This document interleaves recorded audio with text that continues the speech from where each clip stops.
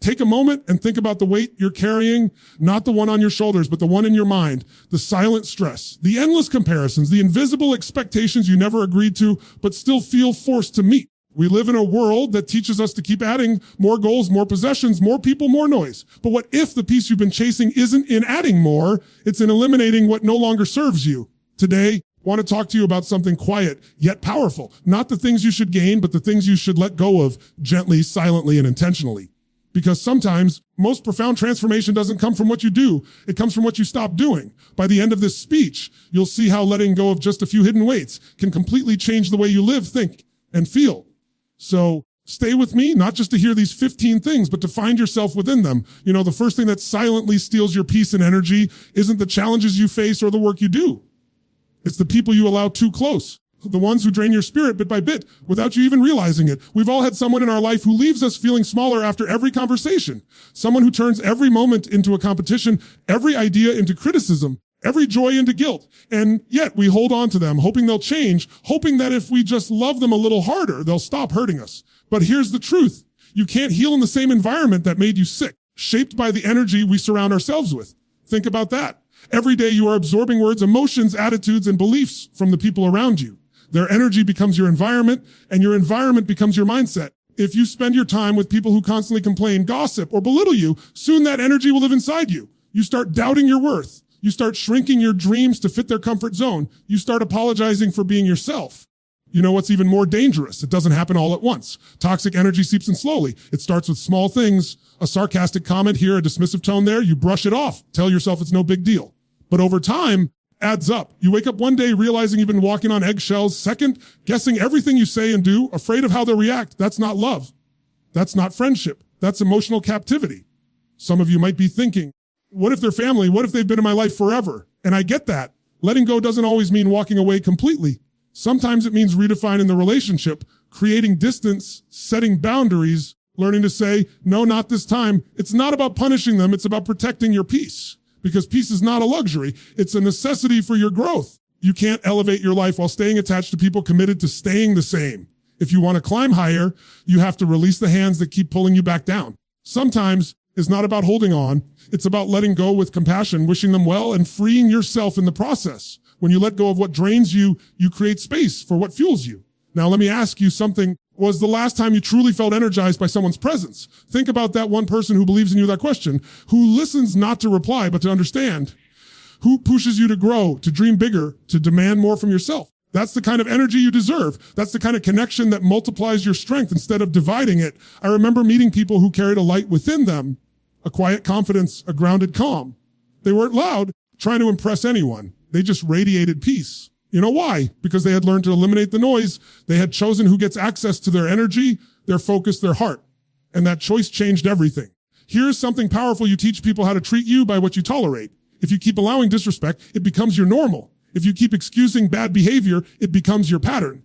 But the moment you decide, no more, the moment you draw that invisible line and stand by it, you reclaim your power. You send a message to the world that says, my energy is sacred and I will not let anyone poison it.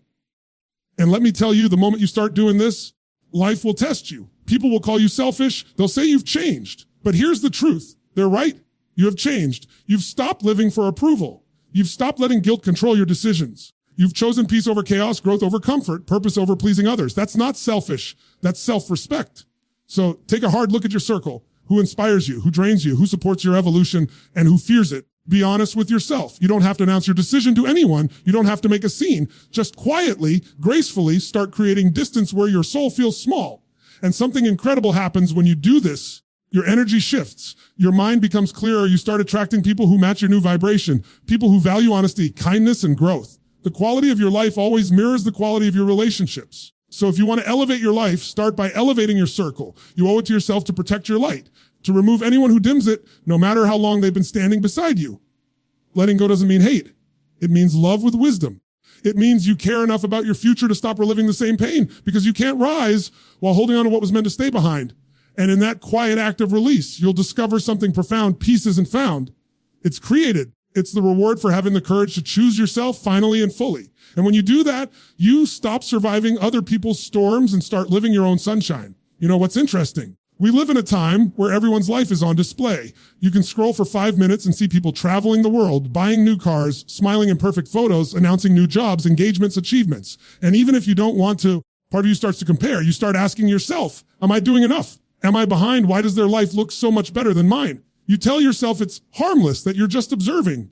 But slowly, it begins to eat away at your confidence, your gratitude, your peace. Comparison is a thief that doesn't knock. It slips quietly into your mind and convinces you that who you are, what you have, and where you are isn't enough. It blinds you to your own progress because you're too busy watching someone else's highlight reel. But what you forget is that people only show you what they want you to see. Behind every perfect photo is a battle. Behind every smile is a story. Behind every success is a struggle you'll never know. When you compare your reality to someone else's illusion, you set yourself up for misery. You see, comparison is rooted in insecurity. And insecurity grows when you look outward instead of inward. Every time you measure your worth by what someone else has, you disconnect from your own path. You stop listening to your intuition, your purpose, your unique rhythm. You trade authenticity for approval. And here's the problem. Approval is addictive. It never satisfies. You get one compliment and you crave another. You get a few likes and suddenly your happiness depends on validation from people who don't even know your story. We all want to be seen, appreciated, recognized. That's human. When you start chasing validation instead of growth, you become a puppet to other people's opinions. You start editing yourself, shrinking your truth, adjusting your dreams just to fit someone else's expectation. You lose your voice trying to earn applause, but no amount of applause will ever fill the void that comes from betraying yourself. The truth is, the moment you stop living for others' approval, you start living for your own fulfillment. That shift changes everything. You walk differently, you speak differently. You start doing things not because they'll impress someone, but because they align with who you are. That's freedom. That's real confidence. Because real confidence doesn't need to be loud. It doesn't need to post or prove. Real confidence is quiet. It's the calm knowing that you're walking your path at your pace, in your way. There's a story I love about two plants. Was placed in the sunlight, the other in the shade. The one in the sun grew tall and strong, while the one in the shade stayed small. But neither was broken. Each grew exactly how it was supposed to in its own environment. You can't compare two lives when they've been planted in completely different conditions. Your journey is yours, your timeline, your challenges, your blessings, your lessons. When you understand that, you stop competing and start creating. You know what's wild? The same energy you waste comparing yourself could build yourself. Every time you scroll and feel envy, that's a signal, a sign pointing you toward what you desire. Instead of resenting someone for having it from them, study the mindset, the habit system behind their success. Use it as inspiration, not intimidation. Because envy says, I want what they have. But inspiration says, if they can do it, I can too. One drains you, the other drives you. And here's something I want you to remember. People are not your competition, they're mirrors. They reflect back the parts of you that you're not fully honoring yet. When someone's confidence bothers you, maybe it's because you've been quieting your own voice. When someone's success triggers you, maybe it's because you've stopped believing in your potential. Instead of pushing those feelings away, let them guide you back to what matters. You don't need to prove your worth to anyone. You don't need to show off your growth. The right people will recognize it, and the wrong people will minimize it. And neither changes your value. Validation is temporary, but self-respect is permanent. You start measuring your progress by your own standards instead of others. You'll notice something beautiful. You'll feel lighter. You'll stop rushing. You'll stop trying to force your timeline. You'll start trusting that what's meant for you can't miss you, and what's not meant for you can't stay. And yes, people will talk. They'll question your choices, your dreams, your silence. But that's okay. Let them misunderstand you. You're not here to be understood. You're here to be authentic. You're here to live a life that makes sense to you, not to anyone else. The day you stop seeking approval is the day you step into your power. So I want you to do something. The next time you catch yourself comparing, pause, take a deep breath, and remind yourself, I'm not behind, I'm becoming, because that's what you are. Becoming. Every step, every mistake, every victory, every delay is shaping you into who you're meant to be. Don't let someone else's chapter 20 make you doubt your chapter 5. Walk your path with faith, not fear. Because when you stop chasing validation and start living from truth, you no longer need to prove your worth. You simply embody it. And that's when the world finally sees the light you were never meant to hide. You know, one of the most powerful yet painful truths in life is this: you can't be everything for everyone and still be something for yourself. Yet so many of us try. We say yes when our heart screams no. We take on responsibilities that aren't ours. Stretch ourselves thin to make everyone around us comfortable. And then we wonder why we feel exhausted, resentful, and empty inside. We've been taught that saying yes makes us kind, helpful, even strong. But the truth is, constant yeses don't make you kind, they make you lost. Because every time you say yes to someone else out of guilt, fear, or obligation, you're saying no to your own needs, your own growth, your own peace. And after a while, small self-betrayals start to pile up. You wake up one day realizing that your schedule is full, but your soul feels empty. You've been so busy keeping everyone else happy that you forgot what happiness even feels like for you. You see, commitment isn't just about time management. It's an emotional trap. It's the belief that if you do more, help more, give more, you'll finally be enough. But enough isn't earned through exhaustion.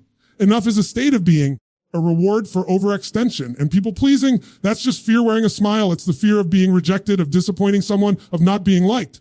But here's the truth: you can give and give and give, and still someone will find fault. You can pour your energy into everyone, and still someone will say it's not enough. So you have to ask yourself, who are you really trying to please? Because often it's not others. It's the voice inside you that says, I don't do this, I'll lose love, I'll lose approval, I'll lose my worth. That voice is a liar. You don't earn love by sacrificing yourself. You don't gain respect by abandoning your boundaries.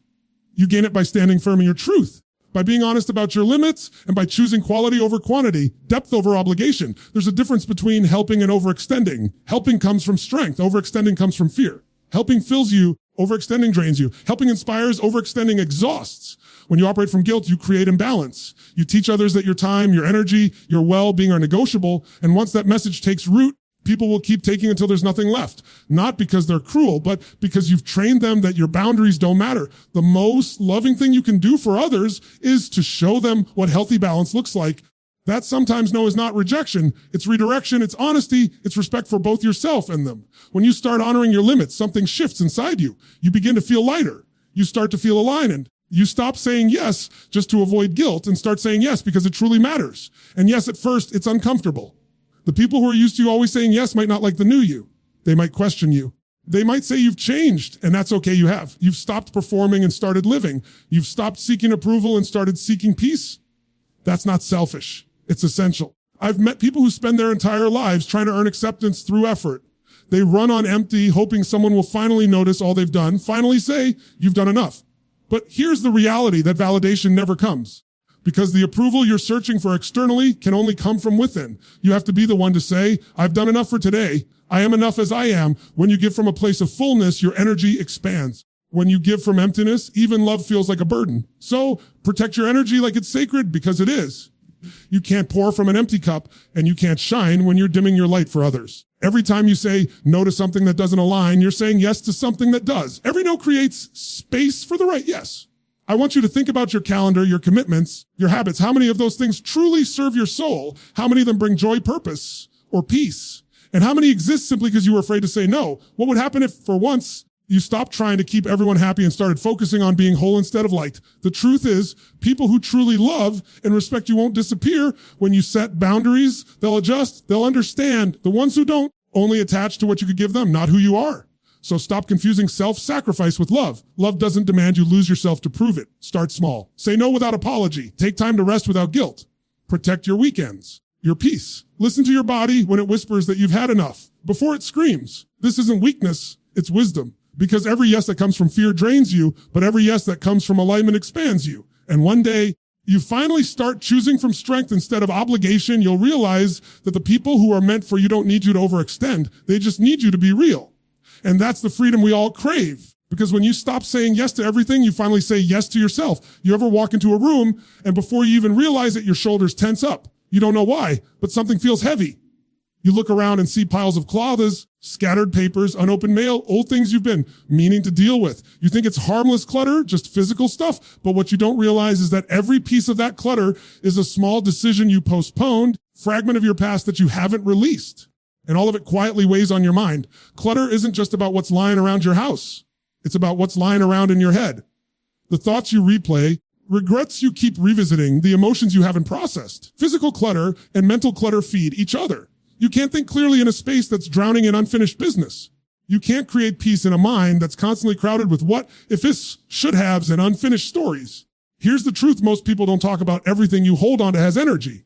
The clothes you never wear, projects you never finish, the relationships you haven't truly let go of, they all take up space. And space is powerful. Space is potential. When you're surrounded by clutter, you're living in a space where there's no room for new energy, room for new opportunities, no room for growth. We keep things both physical and emotional because we think they give us safety. That old shirt reminds you of better days. That pile of old notes feels like proof you once worked hard. That toxic memory you replay feels like protection from getting hurt again. But all that holding on is an illusion. You're not protecting yourself. You're imprisoning yourself.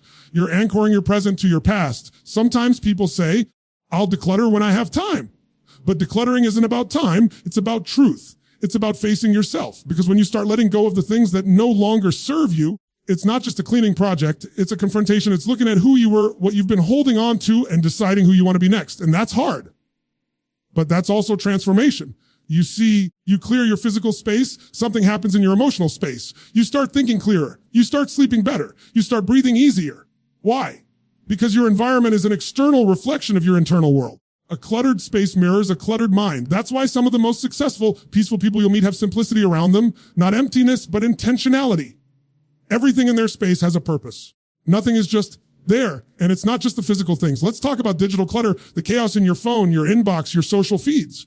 Hundreds of unread messages, notifications that never stop, screens full of things screaming for your attention. Every buzz, every alert, every ping steals a piece of your focus. You might not realize it, but that constant noise is training your brain to live in distraction, to crave stimulation.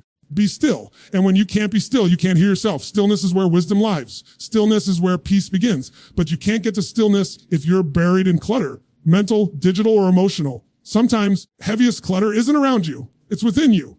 It's the resentment you keep rehearsing, the guilt you keep replaying, the story about yourself that you've outgrown but still carry. That's the kind of clutter that steals your energy the most. Because you can walk into a clean house and still feel chaos if your mind hasn't been cleared. You've got to start asking yourself, am I still holding on to that doesn't belong in my future? What have I been keeping just because it's familiar, even though it's heavy? It might be an old friendship that's no longer aligned, a belief about yourself that you've outgrown, a fear that's kept you playing small. Whatever it is, you have to face it. You have to clean it out quietly, intentionally, and completely. When you start releasing what no longer serves you, something beautiful happens. You create space for what's meant for you. You stop living in creation. You stop surviving yesterday and start designing today. That's the power of letting go. It's not loss, it's liberation. Don't rush the process. You don't have to throw everything out in one day. You start small, one drawer, one conversation, one limiting belief. Every time you clear something away, you reclaim a piece of your energy. You'll start to notice that you breathe deeper, think sharper, and feel lighter. It's not just about what you remove. It's about what you make room for: clarity, peace, possibility. So many people think the path to happiness is about adding more stuff, more goals, more connections. But the truth is, happiness often comes from subtraction, the quiet elimination of what no longer fits the life you're growing into. The peace you're looking for isn't waiting at the end of achievement. It's waiting in the empty spaces you're too afraid to create. Letting go is not about forgetting. It's about freeing yourself. It's about honoring what once was, refusing to let it define what's next. When you clear the clutter from your life, you're sending a message to the universe: I'm ready for more. I'm ready for better. Because peace doesn't come from what you hold on to. It comes from what you finally release. Fear, it's one of the quietest, yet most powerful forces shaping our lives. Most of the time, it's not the fear of danger that holds us back. It's the fear of failure, the fear of being seen trying and not succeeding, the fear of being judged, misunderstood, or rejected. That fear doesn't just whisper, it dictates. It builds invisible walls around your potential and convinces you that staying safe is smarter than taking a chance. But here's the truth: the fear of failure isn't really about failing. It's about what we think failure means about us. Somewhere along the way, we started equating failure with worth. If something doesn't work out, we think I'm not good enough. Instead of that didn't work out yet. We stop seeing failure as feedback and start seeing it as final. That's the lie that keeps people stuck for years, sometimes for life. Think about it. How many ideas have you buried before they ever had a chance? How many dreams did you talk yourself out of because the voice in your head said, if it doesn't work? You know what's even scarier than failing? Living a life where you never even tried, because regret is heavier than any mistake you could ever make. We live in a world that celebrates success, but hides the process. You see the finished product, the business that made it, the person who has it all, the story that ends in triumph. What you don't see are the nights they doubted themselves, the rejections, the fear they had to walk through. Every person you admire failed more times than they succeeded, but they kept moving. They used failure as a teacher, not a verdict. The truth is, you cannot grow without falling. You can't build confidence by staying comfortable. Every failure holds information about what works, what doesn't, who you are, and what you're capable of. But you'll never get that information if you never take the risk. Fear of failure doesn't protect you. It imprisons you. It's like standing in front of an open door, but refusing to walk through it because you can't see what's on the other side. And then there's self-doubt, that quiet, cunning voice that says, you to do this? It shows up right when you're about to take a step forward. It sounds logical. It sounds protective, but it's really just fear wearing a friendly mask. The moment you start believing that voice, you hand over your power. You start negotiating with your potential. You play small. You convince yourself that maybe it's safer to stay unseen than to be seen and fail. Let me tell you something. Confidence isn't built by waiting to feel ready. It's built by acting before you do. Every time you take a step despite the fear, you prove to yourself that you can handle more than you think. That's how courage grows. Courage doesn't eliminate fear. It moves with it. You can't think your way into confidence. You act your way into it. The people who achieve extraordinary things aren't fearless. They've just learned to dance with fear. They hear the voice of doubt, but they don't obey it. They fail. They don't let it define them. They understand that failure isn't the opposite of success. It's the path to it. I want you to remember something. Every great success story began with someone who was terrified. The difference is they acted anyway. They stopped waiting for perfect timing, for total confidence, for the fear to disappear, because it never does. Fear never goes away completely, but you can learn to stop letting it drive. You put it in the passenger seat and say, you can ride. You don't get to steer. When you shift your relationship with failure, everything changes. You stop asking, what if I fail? And start asking, could I learn? Because every failure carries a seed of wisdom that success could never teach you. Success makes you comfortable, but failure makes you grow. And growth, that's what life is about. It's funny how we spend our lives trying to avoid failure, yet it's the very thing that shapes our strength. Think back to a time when you stumbled, when something didn't go your way, you thought it was over, and now realize how much that experience built you. It taught you resilience, humility, creativity. It showed you that you can bend without breaking. That's the gift of failure. It introduces you to your true self. You see, life isn't waiting for you to be perfect. It's waiting for you to be present, to be bold enough to take imperfect action. The universe doesn't respond to hesitation. It responds to movement. When you move, even when you're scared, you start to build momentum. That momentum becomes belief, and belief becomes transformation. Stop judging yourself for where you've fallen short. Start celebrating the fact that you had the courage to show up in the first place. That's what separates dreamers from doers. It's not talent, not luck. It's persistence. It's the willingness to fail publicly, to look foolish, to get back up one more time, then you fall. So when fear shows up, and it will, don't run from it. Use it. Let it sharpen your focus. Let it remind you that you're doing something that matters. Because fear doesn't show up when you're stuck. It shows up when you're on the edge of growth.